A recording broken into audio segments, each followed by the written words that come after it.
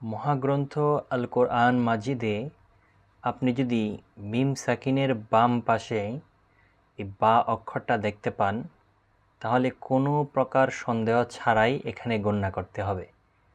তো এই গণনাটা একটু ব্যতিক্রম। আমরা অনেক ধরনের গণনা শিখেছি, তবে মিম সাকিনের গণনাগুলো হবে দুইটা ঠোঁটের মাঝে, অর্থাৎ ওয়ামানাহুম,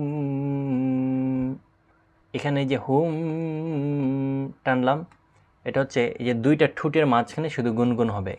মোবাইল যেরকম ভাইব্রেশন করে, আপনার দুইটা ঠোঁট শুধু এরকম ভাইব্রেশন করবে। আসসালামু আলাইকুম ওয়া রাহমাতুল্লাহি ওয়া বারাকাতুহু। আশা করি সবাই ভালো আছেন এবং ভালোর দলে আছেন। তো আজকে আমরা যে টপিকে কথা বলবো বা যে ক্লাসটা নেব, আপনারা হয়তো ইতিমধ্যেই অনেকে বুঝতে পেরেছেন। তো বেশি কথা বলবো না, চলে যাচ্ছি সরাসরি কম্পিউটার স্ক্রিনে। ক্লাস নাম্বার 56, তাজবিদ শিক্ষা। 26 নং তাজবিদ, মিম সাকিনে ইকফা, অর্থ মিমের মাখরাজ গোপন করা। তো আসুন মিম সাকিনে ইকফা কি এবং কাকে বলে। তো এটি হচ্ছে কিছু উদাহরণ মিম সাকিনে ইকফার। এখানে যদি আমি সহজে আপনাদেরকে সংজ্ঞাটা বলি, মিম সাকিনের বাম পাশে মিম অক্ষর পাইলে মিমকে গুণনা করে পড়তে হয়, এটাই হচ্ছে মূলত তাজবিদ।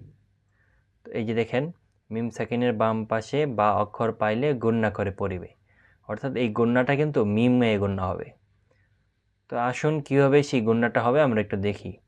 ওয়া মা, জবরে বামে খালি আলিফ, এক আলিফ টানতে হয়। ওয়া মা, হু হু মিলবে মিমের সাথে হুম, মিম সাকিনের বাম পাশে বা অক্ষর পাইলে গুণনা করে পড়তে হয়।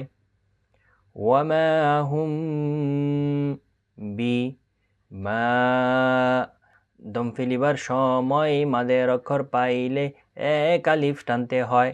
ওয়ামা হুম বিমা। তো এখানে একটা নতুন ওয়াকফ দেখতে পাচ্ছি, সেটা হচ্ছে গইন অক্ষর। গইন অক্ষর ওয়াকফে গফরন, এইখানে দম ফেলিলে সগিরা গুনাহ মাফ হয়। তার মানে এই গইন অক্ষরগুলোতে আপনার দম ফেলাটা আবশ্যক, আপনি ধরে নেবেন, কারণ এখানে যেহেতু দম ফেলালে আপনার সগিরা গুনাহ মাফ হয়।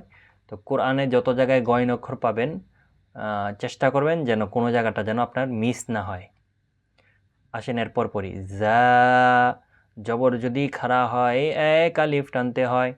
লি, জালি, কু কু মিলবে মিমের সাথে কুম, মিম সাকিনের বাম পাশে বা অক্ষর পাইলে গুণনা করে পড়তে হয়।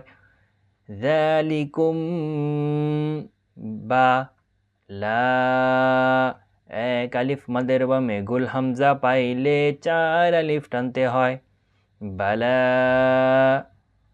উ উ মিলবে নুনের সাথে উন, বালা উন। যালিকুম বালাউন, যেহেতু এখানে ওয়াকফ নাই তাই এখানে আমরা উনই পড়ব। আ, লা লা মিলবে ইয়ার সাথে লাই, আলাই। হি হি মিলবে মিমের সাথে হিম, মিম সাকিনের বাম পাশে বা অক্ষর পাইলে গুণনা করে পড়তে হয়। আলাইহিম বি মু, বিমু। স স মিলবে ইয়ার সাথে সয়, বিমু সয়। তি তি মিলবে রয়ের সাথে তীর, বিমু সয় তীর। এখানে আমরা সদের জায়গায় কি ধরবো? সিন অক্ষরটা ধরবো না, এখানে সদ ধরবো। এই যে আমরা পড়েছি না, ইয়াবসুতু বাসতান, সিন ধরে পড়িবে। আল মুসাইতিরুনা বিমুসাইতিরিন, এখানে সদ ধরে পড়িবে। তো এই যে বিমুসাইতিরিন, তাহলে আলাইহিম বিমুসাইতির, ওয়াকফের কারণে এখানে কি হয়ে যাবে? রটা সাকিন হয়ে যাবে।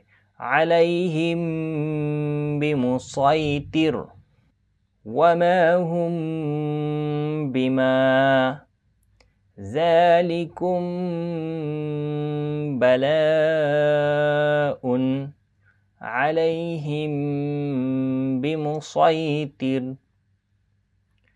তো আজকের মতো আমাদের এই লেসনটা এখানেই ছিল। আশা করি আপনারা এই ক্লাসটা বুঝেছেন। আমি আবারও একটু সংক্ষেপে বলি যে মিম সাকিন কোরআনে যেখানে পাবেন তার বামে যদি বা অক্ষরটা আসে তাহলে ওই মিমটা গণ্য হবে। ওই চাই সেখানে যা কিছু থাক, কোরআনের ক্ষেত্রে মিম সাকিনের বামে বা অক্ষর পাবেন মানেই গণ্য করতে হবে। তো পরবর্তী ভিডিও দেখার আহ্বান জানিয়ে আজকের মতো এখানেই বিদায় নিচ্ছি। আসসালামু আলাইকুম ওয়া রাহমাতুল্লাহি ওয়া বারাকাতুহু।